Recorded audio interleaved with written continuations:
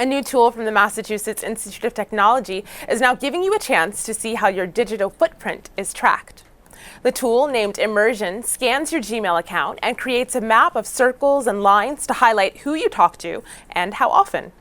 Derek Harris, a writer at tech site GigaOM, did a thorough investigation of his own data and found that users are revealing more information than they believe. Harris's data shows not only how many emails he sent, but his collaborators and frequent connections.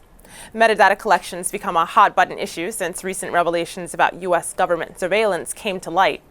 Well, Immersion's creators say now the world is catching up to what governments have long known. Next, Trayvon Martin, an unarmed black teen who was shot and killed last year, has become the aggressor in a mobile game, and many are crying foul.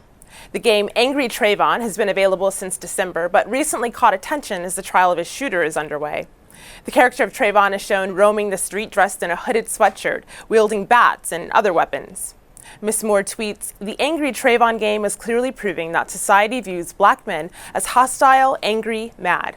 So in any aspect, it's disrespectful." And Sherry adds, "The Angry Trayvon game dehumanizes Trayvon Martin in life and death."